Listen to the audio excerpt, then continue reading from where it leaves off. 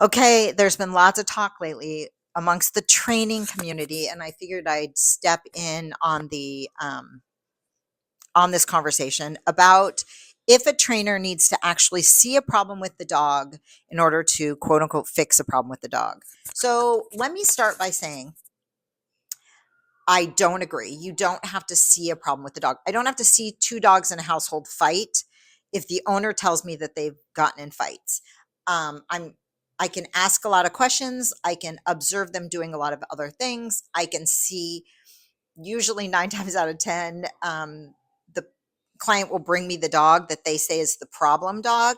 And 9 times out of 10, it's the other dog that's sitting at home. It's just the problem dog is the one that finished the conversation, and the other dog is probably the one who started it. So, but I've been doing this a very long time. So I, again, don't need to see it. But a very popular trainer has recently come out and been like, talked a lot about this. And, I really like this trainer. I think he does a great job. I think he's really has a lot of very, very hard dogs that he trains. We just have a different philosophy on this. Like, I do not need to incite a fight between two dogs in order to believe that they fight.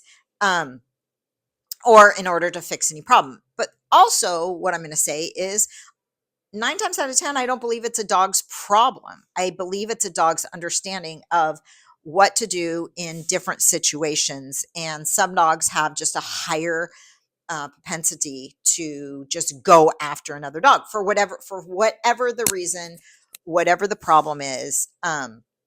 So what I'm going to say is if you do have a trainer who's telling you that, please keep looking, because a I've recently had a dog who this did happen, and I looked up the trainer, and he does follow this other trainer.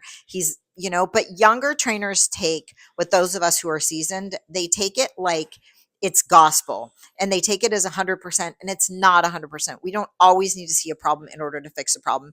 And again, most of these problems are human issues. We have taken a dog, a canine, and domesticated him, and then expected him, especially with this force free, positive only world, we expect them to just understand what it is we want from them. And then when they revert back and use their mouths as canines do, then we have this big issue with it. But we didn't take the steps in the beginning to teach them what to do. Anyway, just my couple cents on no, I don't need to see your dog's fight in order to know or to be able to help you and your dog fix that issue and reset this dog, and get them on track to what's really appropriate. Hope this helps. Love you guys. Oh, and drop below any comments. You don't agree with me? Totally fine. I never have a problem with people that don't agree with me. You agree with me? Great. Let me know your story. But you don't have to agree with me. Like, that's not what this is about. This is about a healthy adult conversation. Now, I do have a lot of people coming on that when I say things like this, people will go, well, it's because you're not a good trainer. I don't even have to defend that. I don't have to defend it because I know what I have and what I've built. So, love you guys. Take care.